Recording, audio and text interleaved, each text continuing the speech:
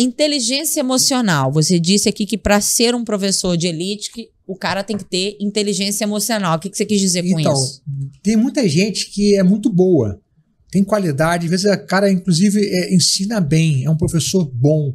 Só que o cara é ranzinza, ele não tem paciência, ele não quer lidar com certas situações, ele não quer ouvir o aluno. Então, a inteligência emocional é essa leitura, é o tato com as pessoas. Os soft skills. Soft skills. Você é boa nisso, né? O que você tem pra falar sobre isso, né? Você, tipo, tá com mood, tá com... Vou dar uma dica de livro aqui, que a galera gosta de dica de livro. Eu já dei em outras lives aqui.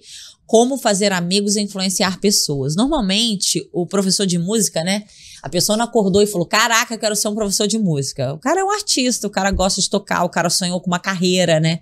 Então, a maioria deles, eu tenho visto isso, diferentemente do que eu pensava como consumidora de música, eu pensava que todo artista, todo músico era um cara extrovertido, era aquele cara em cima do palco que era amigo de todo mundo e que devia ser um cara muito maneiro, conversador.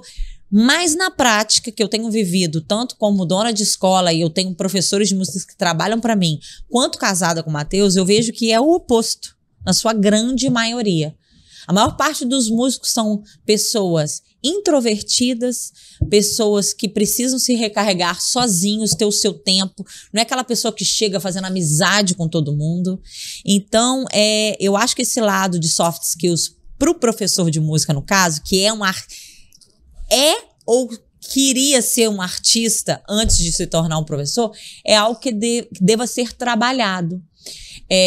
Como trabalha isso? Nesse livro fala, né, várias situações de como você chega para uma pessoa, por exemplo, para chamar atenção ou para dar um toque sobre algo que não foi muito legal que essa pessoa tenha feito. Aí o cara explica tudo o que você tem que fazer antes de chegar nos finalmente. Não você elogia antes. Você elogia, você fala algo bom que aquela pessoa fez e que deixou e que foi importante pra você. E aí você fala, depois que você já fez isso, aí você vem com uma coisa negativa. Então, assim, isso é um soft skills, que é você ter tato pra falar com as pessoas, ter cuidado, ter empatia pela outra pessoa. Eu sou boa de forma natural porque eu acho que Deus me deu isso aí. Mas eu sei, eu tenho uma leitura interpessoal de pessoas, sabe? Eu sei em quem eu posso chegar, eu sei como eu posso chegar, né? Mas eu sei que isso não é uma coisa que todo mundo tem, mas eu acho que precisa ser desenvolvido nessa classe artística, nessa classe professor de música, porque, cara, quando você está empreendendo, o empreendedor, ele precisa entender de pessoas, porque você vai vender para pessoas. Todo professor de música empreendedor é um vendedor. Exatamente. E a gente vai falar disso aqui nessa... Eu falei, o tema é como ser um professor de música de elite. Para mim, que não tá aqui, um professor de música de elite é um bom vendedor. Sim, com certeza. Soa estranho pra você? Não, mas olha só, só existem dois tipos de pessoas no mundo, as que vendem e as que trabalham para as que vendem. É isso então aí. Não tem jeito, gente. Qualquer profissão, você tá vendendo o seu produto, exato, ou você tá vendendo a sua música, a sua imagem, você tá vendendo a sua imagem. Mesmo que você trabalhe dentro de uma empresa, você tá vendendo para os seus chefes, por exemplo, seus superiores. Então, o tempo inteiro você tá vendendo algo. Porque o ser humano é um ser social. É porque as pessoas olham essa parte da venda como algo tão sujo, né? Como algo tão trapaceiro, algo tão sempre querendo passar perna em alguém. Aqui no Brasil tem muito essa mentalidade, que nos Estados Unidos não tem, né? Se você compra uma roupa lá nos Estados Unidos, 30 dias depois você já até usou a roupa, você não gostou dela, você devolve, né? Sim, sim. Porque não tem essa mentalidade de que a pessoa vai comprar, vai usar e vai devolver depois. Ela devolve se realmente ela não quiser. Sim. E tudo bem, eles recebem, sabia, Mitch?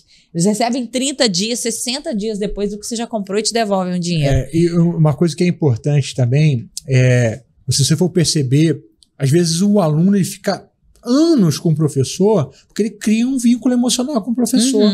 É um professor que ele ouve, ele também tem isso.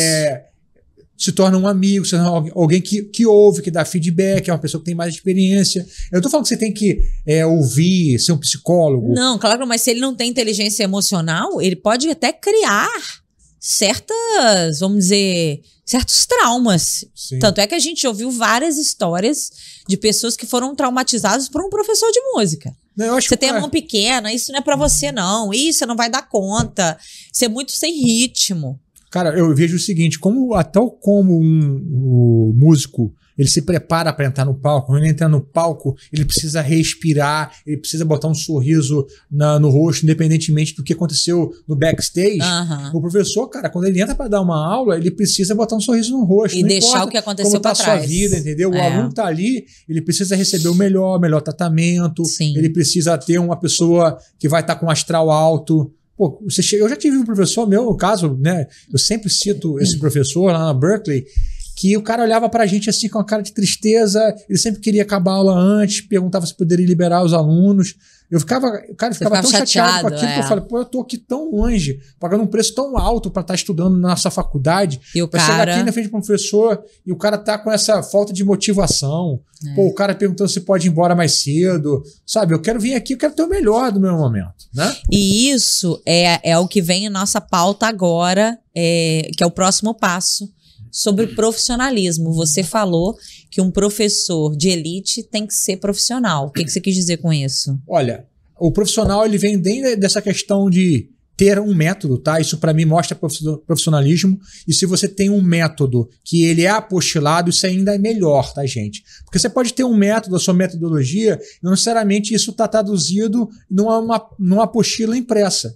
Mas se você também consegue demonstrar, colocar isso de uma maneira física, isso também vai servir como uma demonstração de profissionalismo. Outra coisa é você ter contratos, porque isso vai fazer com que o aluno entenda muito bem quais são os critérios de reposição, como que funcionam os direitos e deveres. Profissionalismo do professor que chega na hora certa, que cumpre com as obrigações dele de professor, que não desmarca a aula. Sim. A gente já falou em outras lives, né? Que é inadmissível um professor de música que vive disso desmarcar a aula com o aluno, a não ser que seja em casos muito emergenciais. Isso demonstra falta de profissionalismo. E eu falo isso muito para algumas pessoas, inclusive pessoas do nosso círculo, né? Que querem ter contrato, querem colocar tudo, mas essa pessoa, ela é desorganizada com os alunos. Ela desmarca frequentemente a aula com os alunos, tá sempre querendo repórter, tive um problema aqui, sempre tem um problema, alguma coisa. E, cara, esse cara não tem condição nenhuma de chegar para um aluno e botar um contrato na frente, porque... ele mesmo não vai cumprir. Ele não cumpre. Então, as pessoas têm muito medo de contrato. O contrato, ele poderia ser uma folha de papel que você entrega pro cara, poderia nem estar assinado. Fala assim, olha só, cara, a gente vai ter aula agora, deixa eu mostrar para você como funciona, porque eu sou muito comprometido com os meus alunos, tá? Então uma coisa que eu exijo dos alunos as coisas básicas, de todo ser humano, né? Pontualidade, se você for desmarca com antecedência, me fala para me preparar, porque eu vivo disso, acho que você entende, não é verdade? Então tá aqui essas regras. Cara, ninguém vai olhar assim e falar assim, nossa, tá doido, não assino isso não. Não tem como. Isso porque aqui é uma coisa tão básica, né? É uma coisa básica. Então o contrato é só isso, gente. Olha só. Esse aqui é o procedimento meu. Então, se você quiser desmarcar, tem um problema? Me avisa com antecedência. Feriado funciona assim.